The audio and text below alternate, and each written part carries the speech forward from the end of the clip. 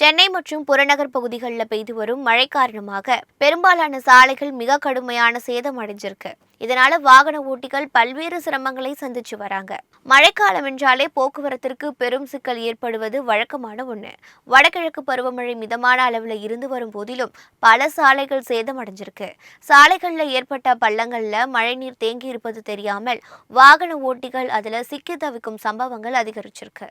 Metro rail பணி, மழைநீர் வடிகால் பணி மற்றும் பிற வளர்ச்சி பணிகள் காரணமாக சென்னையின் பெரும்பாலான சாலைகள் மேடு பள்ளங்களாக காட்சி தருது.